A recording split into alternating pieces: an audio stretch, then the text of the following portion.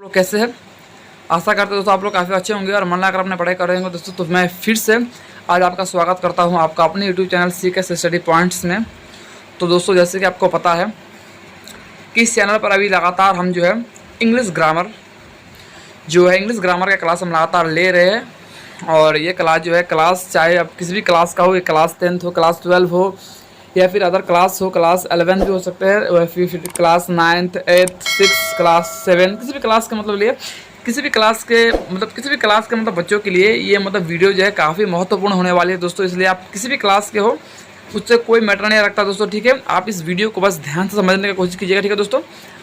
तो जैसे कि अगर आप हमारे चैनल से लगातार जुड़े हुए हैं तो आपको पता होगा दोस्तों कि हमने जो है ऑलरेडी पार्ट्स ऑफ स्पीच के 2 चैप्टर को हमने उसके क्वेश्चन आंसर सहित, उसकी परिभाषा सहित, उसके प्रकार जितनी भी हो सकते थे हमने उसको बनाकर उसको सॉल्व कर लिया है, जिनमें नाउन और प्रोनाउन को हमने बिल्कुल ही समाप्त कर दिया है। अब इस पर हमारा आ जाता है तीसरा यहाँ पर चैप्टर, जो कि आप अपने स्क्रीन पर देख रहे होंगे। यहाँ पर लिखा भी हुआ है यहाँ पर, जिसका नाम है दोस्तों, आप यहाँ पर देख सकते हैं।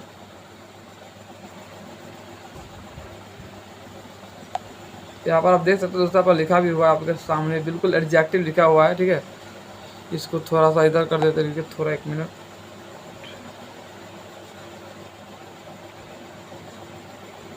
यहाँ पर आप देख सकते हैं, यहाँ पर लिखा हुआ है आपके सामने एडजेक्टिव, बिल्कुल दोस्तों। यहाँ पर आप देख सकते हैं एडजेक्टिव लिखा भी हुआ है आपके सामने, बिल्कुल ठीक है, एडजेक्टिव, ठीक है। तो इसी के बारे में आज हम पढ़ेंगे, ठीक है, और ये जानने की कोशिश करेंगे कि आखिर एडजेक्टिव है क्या, ठीक है, और इसके कितने प्रकार है, और इसके बारे में जो कुछ यहाँ पर लिखा हुआ है सारी बातें हम आपको समझाने की कोशिश करेंगे, ठीक है दोस्तों। और एक बात और दोस्तों, आप इस वीडियो में दिखाई गई किसी भी हम बात कर हम बोल रहे हैं, ठीक है दोस्तों, तो उस बात को आप सिर्फ समझने की कोशिश कीजिएगा, ठीक है दोस्तों। इस किसी भी बात को रटने का बिल्कुल कोशिश मत कीजिएगा, ठीक है, क्योंकि देखिए रटते तो आप बहुत सालों से आ रहे हैं, ठीक है, बहुत पहले से आप हो सकते हैं इसको रटे, लेकिन पता नहीं समझे कि नहीं समझे, ठीक है, ये तो आप पर डिपेंड करता है। इसलिए इस वीडियो पर जितने भी बताई गई बातों को सिर्फ आप समझने की कोशिश कीजिए, ठीक है दोस्तों। चलिए, तो बहुत बातों को छुड़िए, चलिए हो गया जितना बात होना था। अब हम आते हैं अपने क्लास पर। तो चलिए, तो इसका नाम क्या है दोस्तों? एडजेक्टिव, ठीक है, एडजेक्टिव। और ऐसे भी मैंने आपको हिंदी व्याकरण में मैंने बता दिया था, इसका हिंदी क्या विशेषण होता है, मैंने विशेषण के बारे में आपको बताया था, ठीक है, साथ मैंने बताया भी था और नहीं बताया भी था, तो इसको आप सुन लीजिए, एडजेक्टिव आखिर है क्या। तो चलिए पहले इसका देखते हैं आखिर यहाँ पर ग्रामेटिकल भाषा में आखिर यहाँ पर क्या लिखा हुआ है कि एडजेक्टिव आखिर क्या है। तो अब आप देख सकते हैं यहाँ पर परिभाषा लिखा हुआ है, यहाँ पर परिभाषा लिखा हुआ है कि एडजेक्टिव क्या है। तो an adjective is a word that qualifies a noun और प्रोनाउन, ठीक है। इसका हिंदी मतलब भी लिखा हुआ है कि एडजेक्टिव वह शब्द होता है जो किसी नाउन या प्रोनाउन की विशेषता प्रकट करता है, जैसे a good girl, A fast train, a tall boy, ठीक है। तो यहाँ पर जो गुड है, फास्ट है, टॉल क्रमशः, गर्ल, ट्रेन, बॉय, इस यहाँ पर ये जो विशेषता बताता है, ठीक है, इसी को हम एडजेक्टिव बोलते हैं, देखिए। तो ध्यान से समझिए कि एडजेक्टिव है क्या। तो देखिए दोस्तों, एडजेक्टिव हम उसको बोलते हैं जो किसी नाउन या प्रोनाउन की विशेषता बतलाता हो, ठीक है दोस्तों, नाउन या प्रोनाउन की विशेषता बतलाता हो। जैसे कि आप देख सकते हैं यहाँ पर मान लिया मैंने बोला कि she is a good girl, she is a good girl. तो देखिए शी इसमें क्या है, शी इसमें प्रोनाउन है हमारा, तो she is a good girl, she इसमें प्रोनाउन है। तो यहाँ पर जो है दोस्तों गुड गर्ल हम बोल रहे हैं, क्या है कि उसकी विशेषता क्या है कि वह लड़की क्या है, अच्छी है। गुड क्या है, गुड एक अच्छा, गुड का क्या होता है, अच्छा होता है। उस लड़की के बारे में बोले को लड़की कैसी है, अच्छी है, ठीक है। इसमें हम किसी उस प्रोनाउन के बारे में बता रहे हैं कि वो लड़की किस तरह का, उसका स्वभाव किस तरह का, तो अच्छा है, तो इसी को हम बोलते हैं एडजेक्टिव यानी विशेषण, ठीक है। जो किसी भी प्रोनाउन हो या फिर किसी, जैसे कि मैंने बोल दिया कि Ram is fat, Ram is fat मैंने बोल दिया, ठीक है, क्या, राम मोटा है। तो राम क्या है, पर राम हमारा एक नाउन है, ठीक है, राम हमारा क्या नाउन है। तो हम राम के बारे में बोल रहे हैं कि राम कैसा है, तो राम की विशेषता क्या है, तो राम मोटा है, ठीक है दोस्तों। तो उसी प्रकार से हम किसे बोल रहे हैं, Ram is rich, Ram is poor, ठीक है। तो राम क्या धनी है, गरीब है, इसमें क्या ये इसकी विशेषता है कि राम धनी है फिर राम गरीब है, ठीक है। उसी प्रकार से क्या बोला है कि फास्ट ट्रेन, कि this is a fast train, यह क्या एक रफ्तार वाली ट्रेन है, ये ट्रेन के this train is running very fast, this train is running fast, यह ट्रेन जो है बहुत तेज चलती है। ये ट्रेन क्या है, इस ट्रेन की विशेषता क्या है कि ट्रेन की विशेषता क्या है कि ट्रेन फास्ट चलने वाली है, ठीक है। तो इसकी विशेषता यह है। इसके बाद मैंने मान लिया बोला है कि this is a tall boy, यह एक लंबा लड़का है, यह एक लंबा लड़का है, ठीक है। लंबा बोलने से क्या, ये उसकी विशेषता को बताया जा रहा है, लड़का कैसा है, लड़का लंबा है, इसको हम विशेषता बता रहे हैं, ठीक है। तो आई थिंक आपको मेरे हिसाब से एडजेक्टिव समझ में आ गया हो कि एडजेक्टिव क्या है, जो किसी नाउन या किसी प्रोनाउन की विशेषता बताता है उसको हम बोलते हैं एडजेक्टिव। ठीक है दोस्तों, चलिए यहाँ पर हम देखते हैं इसके प्रकार के बारे में यहाँ पर चर्चा की गई है। नीचे देखिए यहाँ पर काइंड्स ऑफ एडजेक्टिव्स आप यहाँ पर लिखा देख सकते हैं, यहाँ पर लिखा हुआ है,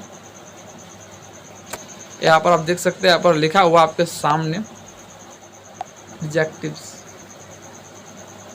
एडजेक्टिव तो यहाँ पर प्रकार को आप देख सकते हैं, यहाँ पर बिल्कुल लिखा हुआ है। यहाँ पर एडजेक्टिव कितने प्रकार है, काइंड्स ऑफ एडजेक्टिव, एडजेक्टिव निम्नलिखित 10 प्रकार के हैं। ठीक है दोस्तों, एडजेक्टिव कितने प्रकार के होते हैं, 10 प्रकार के होते हैं, जिसमें से पहले आपके सामने यहाँ पर लिखा हुआ है हमारा एडजेक्टिव्स ऑफ क्वालिटी।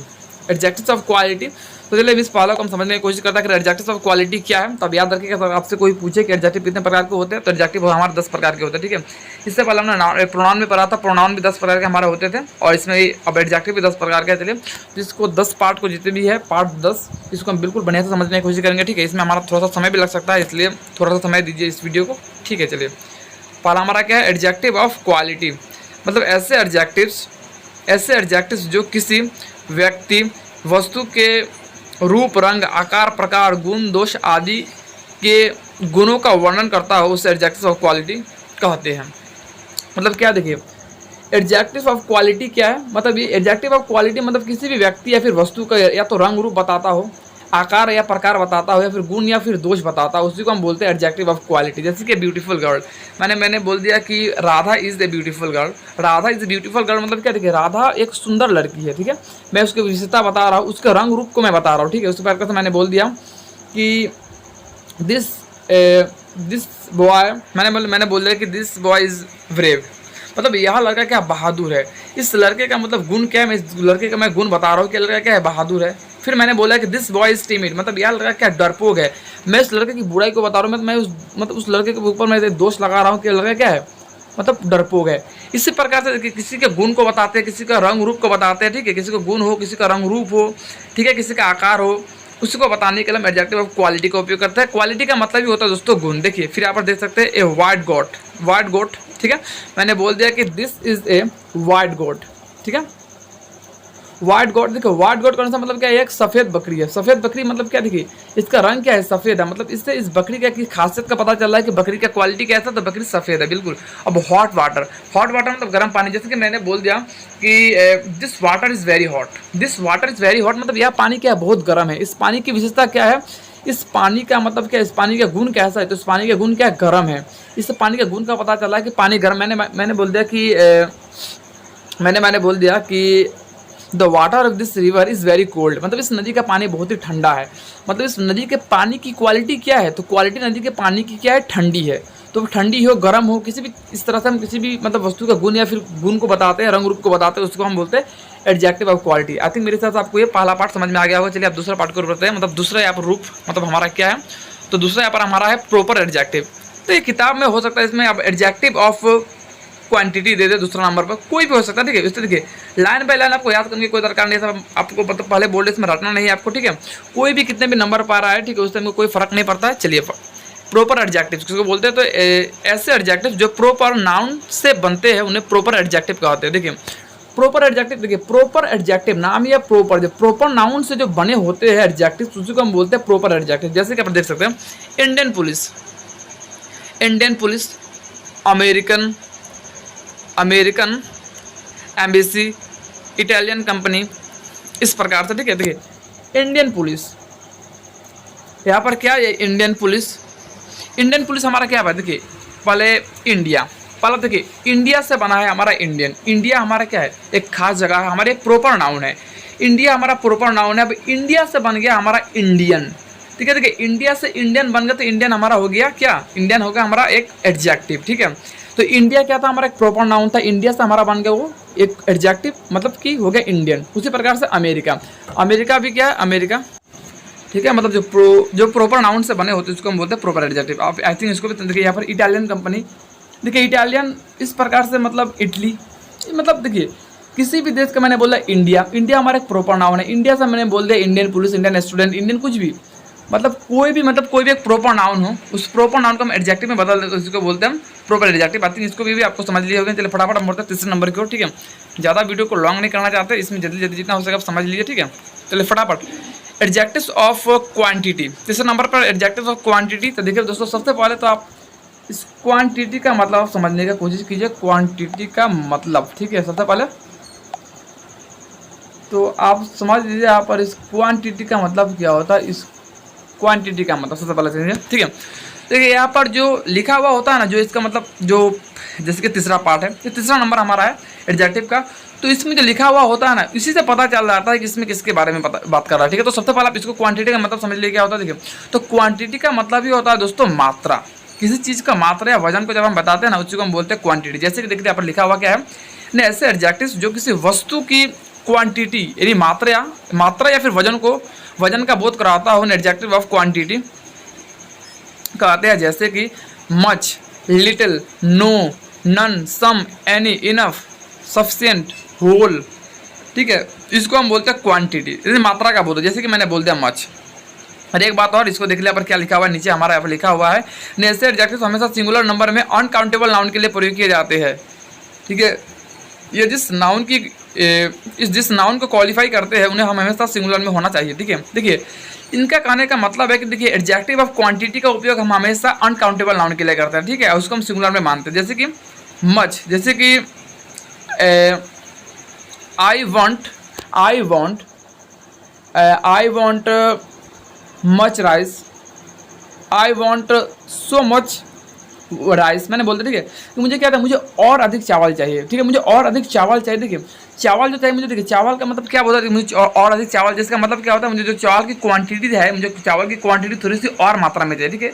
लिटिल, जैसे कि I want a little sugar, I want a little sugar, मुझे थोड़ी चीनी चाहिए, ठीक है। मुझे I want a little sugar मतलब मुझे थोड़ी चीनी चाहिए, ठीक है। देखिए लिटिल का मतलब होता है थोड़ा, मतलब देखिए थोड़ा का मतलब क्या होता है, जो मुझे चीनी जो चाहिए क्वांटिटी में थोड़ी सी, मतलब थोड़ी चाहिए, मुझे ज़्यादा नहीं चाहिए, ठीक है। जैसे कि नो, जैसे कि नो का उपयोग, जैसे कि नो इनफ, जैसे कि मतलब आप खाना खा रहे हैं, ठीक है। आपको मतलब बोला जा रहा है कि मुझे थोड़ा आपको और चावल दो, तो आप क्या बोलते हो, नो नो नो इनफ। मतलब इनफ मतलब क्या था, पर्याप्त, मुझे जितना मिला है मैं उतना में संतुष्ट हूँ, मुझे और क्वांटिटी नहीं चाहिए, मुझे और मात्रा में चावल नहीं चाहिए, मुझे जितना चावल मिला है बहुत है, ठीक है।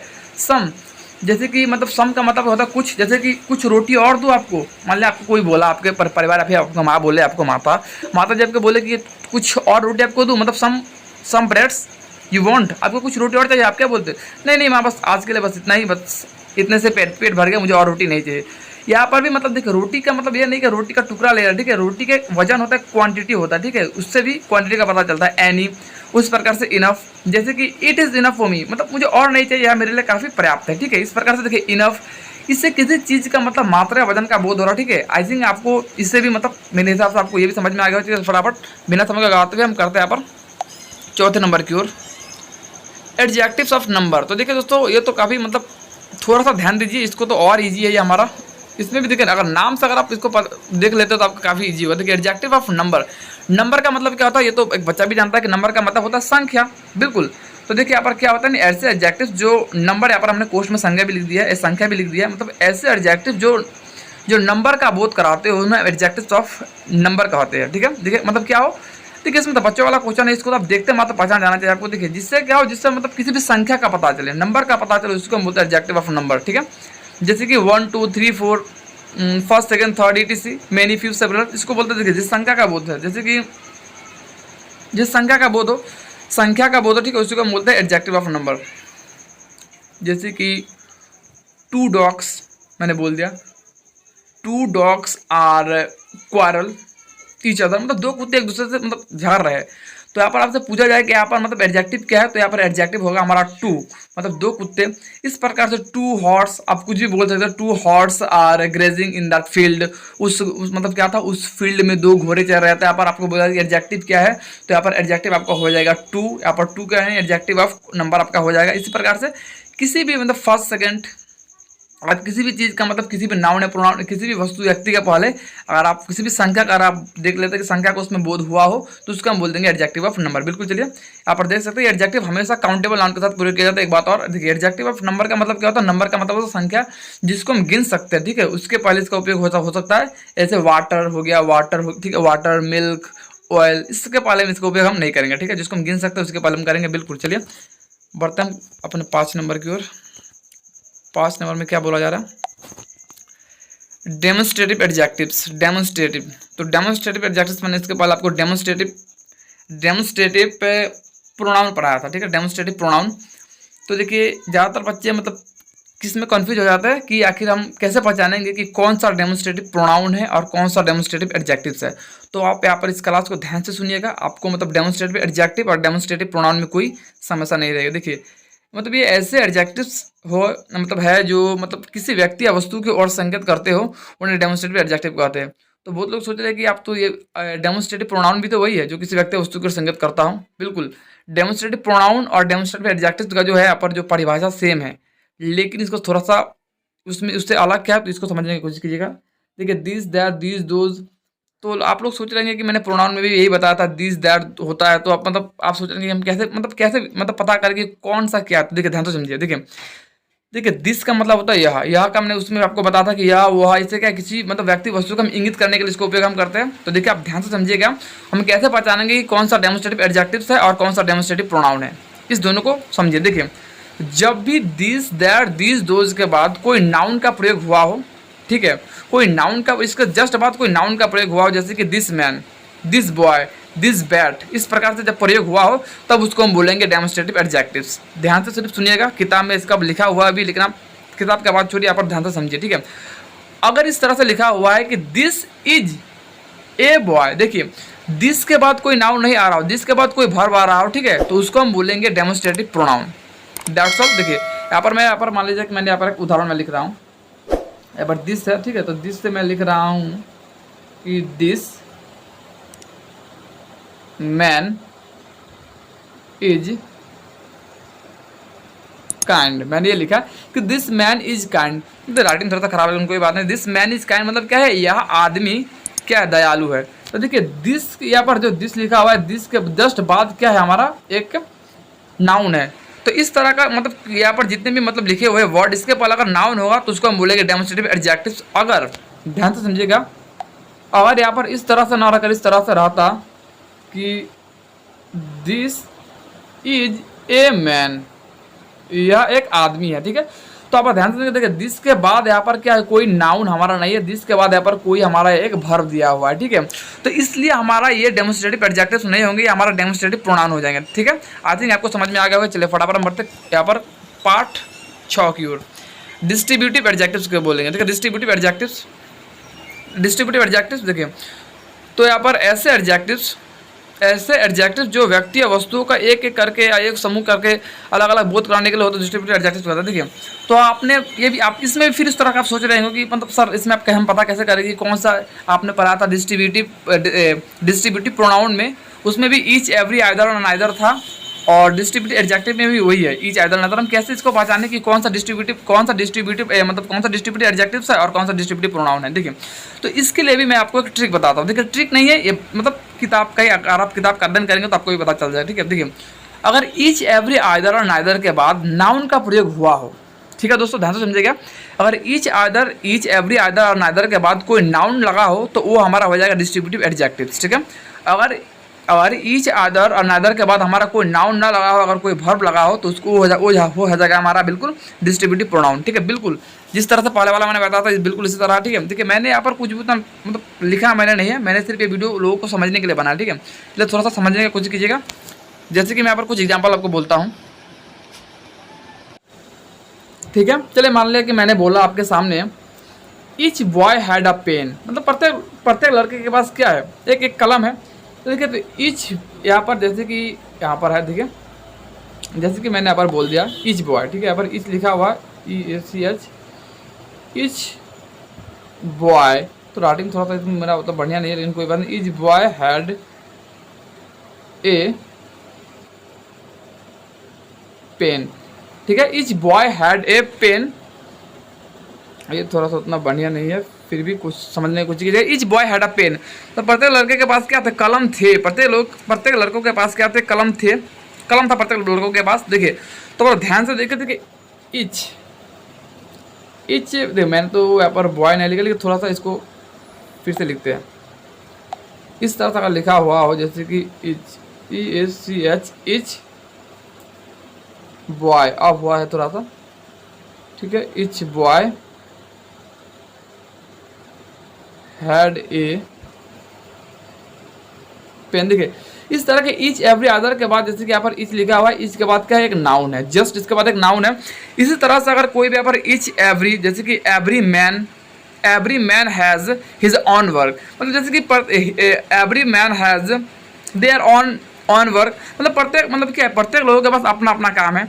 इस प्रकार से मतलब अगर ईच आइदर नादर के बाद इसी प्रकार से अगर कोई नाउन हो, अगर इसके जस्ट बगल में कोई नाउन हो तो उसी को हम बोलेंगे डिस्ट्रीब्यूटिव एडजेक्टिव्स। अगर इसके ईच आइदर नादर के बाद कोई नाउन ना रहकर उसी प्रकार से अगर कोई यहाँ पर वर्ब रहता है, ठीक है, तो उसको हम बोलेंगे डिस्ट्रीब्यूटिव प्रोनाउन। ठीक है, आई थिंक इसको भी आपको समझ लिए होंगे। अगर ईच अदर के बाद कोई नाउन रहे, जैसे कि यहाँ पर है नाउन बॉय, इस तरह से रहे तो उसको हम बोलेंगे डिस्ट्रीब्यूटिव एडजेक्टिव्स। अगर ईच आइदर नाइदर के बाद कोई नाउन ना रहकर कोई वर्ब रहे ईज एम आर तो उसको हम बोलेंगे डिस्ट्रीब्यूटिव प्रोनाउन। आई थिंक इसको भी आप समझ लिए होंगे। चलिए फटाफट बढ़ते हैं 7 नंबर की ओर। हमारा क्या है, इंट्रोगेटिव एडजेक्टिव्स। ठीक है, इंट्रोगेटिव एडजेक्टिव्स। तो देखिए अब इंट्रोगेटिव एडजेक्टिव्स क्या है, तो यानी ऐसे एडजेक्टिव जो प्रश्न पूछने के काम आते हैं उसको हम बोलते हैं इंट्रोगेटिव एडजेक्टिव्स। जैसे कि व्हाट, विच, हुज। फिर यहाँ पर आप लोग फिर कंफ्यूज करेंगे कि सर इंट्रोगेटिव प्रोनाउन में भी आप बताए थे कि जो व्हाट विच होते हैं, फिर आप इंट्रोगेटिव एडजेक्टिव में भी बता रहे हैं आप व्हाट विच हुज। तो हम कैसे समझेंगे फिर कौन सा हमारा मतलब इंट्रोगेटिव एडजेक्टिव है और कौन सा इंट्रोगेटिव प्रोनाउन है। बिल्कुल ये क्वेश्चन आपके दिमाग में आना चाहिए। अगर आप ध्यान से पढ़ रहे हो तब आपके दिमाग में क्वेश्चन आना चाहिए बिल्कुल।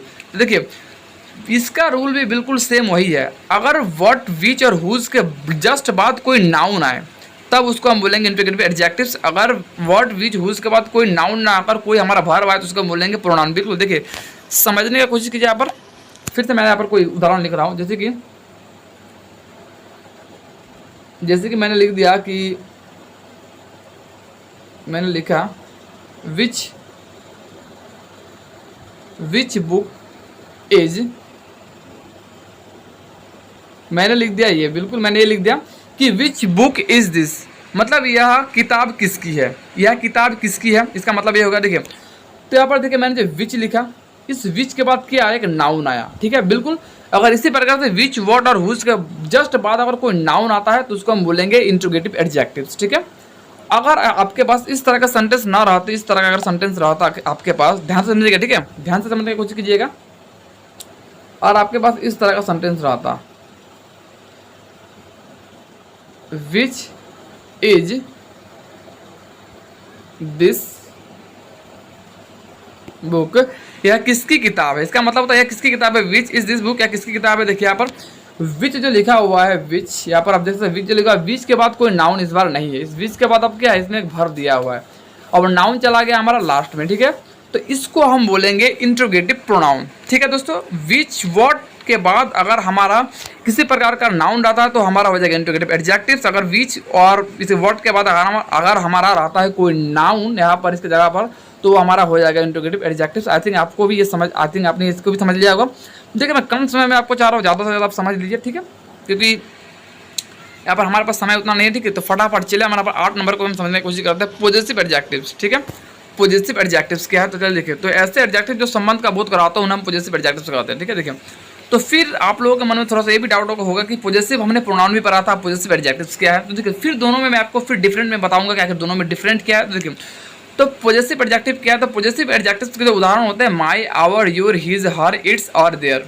इस प्रोनाउन का प्रयोग हमेशा नाउन से पहले होता है, यहाँ पे लिखा हुआ है। देखिए तो इसको भी ध्यान से समझिएगा। ठीक है प्यारे बच्चों, इसको भी ध्यान से समझिए। ठीक है, फटाफट देखिए ध्यान से समझिएगा इसका क्या है पॉजिटिव एडजेक्टिव। तो जिसमें माई, जिसे देखिए इसका हम कैसे समझेंगे। देखिए अगर आपके पास लिखा हुआ है कि इस तरह का सेंटेंस हो, माई बुक इज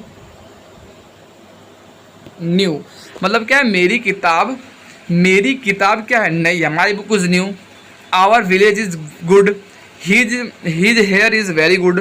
ठीक है, इस प्रकार से अगर आप बोलते हैं, ठीक है, जैसे कि माई बुक, इस बुक, यहाँ पर देख सकते हैं आप, यहाँ पर जो मतलब एडजेक्टिव के बाद क्या एक नाउन लगा हुआ है, यहाँ पर भी रूल फॉलो करता है बिल्कुल। देखिए माई बुक, हिज बुक, इसको हम बोलते हैं, देखिए my, our, your, his, her, its, their, ये सब क्या है, इसको हम बोलते हैं पॉजिटिव एडजेक्टिव। देखिए अगर इसी के जगह पर आपको इस तरह से लिखा रहता, मान लीजिए किस तरह से आपके पास लिखा रहता कि दिस हाउस इज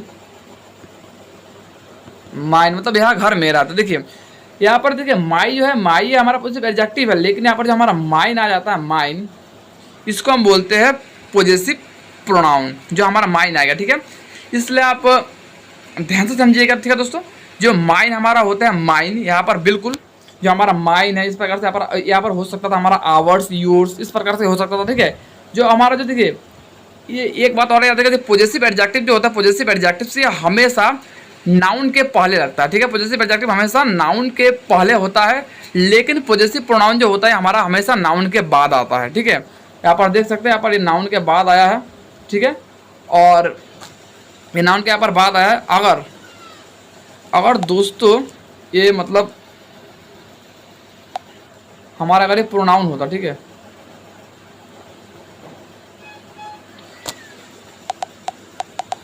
चलिए तो क्या होता है कि अगर यहाँ पर हमारा प्रोनाउन, अगर ये प्रोनाउन होता तो क्या होगा, अगर पॉजिटिव प्रोनाउन होगा तो हमारा क्या होगा, माइन, आवर्स, योर्स, इस तरह का आएगा, और ये हमेशा लास्ट में आते हैं, ठीक है। और पॉजिटिव एडजेक्टिव जो होते हैं, पॉजिटिव एडजेक्टिव से हमेशा नाउन के पहले आता है, इसको आप समझ लीजिएगा, ठीक है। फटाफट इसके भी चलिए, ये भी हमारा हो गया कंप्लीट। बढ़ते 9 नंबर की ओर यहाँ पर, ठीक है। नंबर यहाँ पर 9, थोड़ा सा बढ़ते हैं आगे। Number 9, emphasizing adjectives. Emphasizing adjectives क्या है, एम्फेसिजिंग एडजेक्टिव्स ये उसमें नहीं था, ठीक है, तो इसको ये थोड़ा सा अलग है उसमें से। देखिए तो ऐसे एडजेक्टिव जिनका प्रयोग नाउन से पहले, यानी ऐसे एडजेक्टिव जिनका प्रयोग नाउन से पहले उस पर विशेष जोर देने के लिए किया जाता है, उन्हें एम्फेसिजिंग एडजेक्टिव्स कहा जाता है, ठीक है। जैसे इससे तो मतलब पता चल रहा है कि मतलब नाउन से पहले इसका उपयोग होता है, ठीक है, नाउन से पहले, और किसी उस नाउन पर जोर देने के लिए एम्फेसिजिंग एडजेक्टिव्स का उपयोग करते हैं, जैसे कि ऑन और वेरी, ठीक है। जैसे कैसे, तो देखिए इसका आप कुछ यहाँ पर एग्जाम्पल तो ऐसा लिखा हुआ नहीं, लेकिन मैं आपको एग्जाम्पल देकर समझाता हूँ। जैसे कि जोर देने के लिए इसका उपयोग किया जाता है ऑन वेरी का, जैसे कि किस तरह से, देखिए यहाँ पर मैंने लिखा, मान लिया जाए कि आई शो हिम। देखिए आई शो हिम मतलब मैंने उसे देखा, मैंने उसे देखा नॉर्मल वाक्य है, इसमें तो कोई जोर वोर नहीं पड़ रहा है। आई शो हिम कोई इसमें खास नहीं है। अगर वही हम बोलते I show him with my on eyes, और वही हम बोलते हैं कि I show him with my on eyes, अरे मैंने उसे देखा यार, अपनी आंखों से मैंने उसे देखा है। देखिए अगर आप देखिए किसी भी बात को, मतलब आप मान लीजिए आपके गांव में कोई चोर आया, ठीक है, चलिए अगर आपके पिताजी मतलब आपसे पूछ रहे हैं कि क्या तुमने किसी को यहाँ पर देखा, तो अगर आप बोलते हैं हाँ मैंने एक चोर देखा, ठीक है, मैंने एक चोर देखा, ठीक है, तो आपके पिताजी मतलब क्या सोचेंगे, यार हो सकता है कि चोर हो भी सकता है, नहीं भी हो सकता है, अरे छोड़ो इसके, मतलब इसमें क्या, इस बात में उतना जोर नहीं लग रहा, ठीक है। अगर आप वही अपने पिता से अगर आप बोलते हैं हाँ पिताजी मैंने अपनी आँखों से, ऑन मतलब होता है अपनी, हाँ पिताजी मैंने अपनी आँखों से एक चोर को देखा, अपनी आँखों से, मतलब थोड़ा सा बात पर आप जोर डाले कि नहीं पिताजी मैंने चोर देखा है, अपनी आँखों से मैंने चोर देखा है, अपनी इन्हीं आँखों से चोर देखा है, तब क्या पड़ रहा है, इस वाक्य पर थोड़ा सा जोर पड़ रहा है, ठीक है दोस्तों। तो इसी को हम बोलते हैं एम्फेसिजिंग एडजेक्टिव्स, ठीक है। उसी प्रकार से इसके वेरी का उपयोग क्या करते हैं, देखिए वेरी गुड। चलिए जैसे कि मैंने इस तरह से कोई आप ट्रांसलेशन बना रहे हैं, या फिर आप इस तरह से कोई आप शब्द मतलब एक वाक्य बोले कि मान लीजिए आप किसी को बोले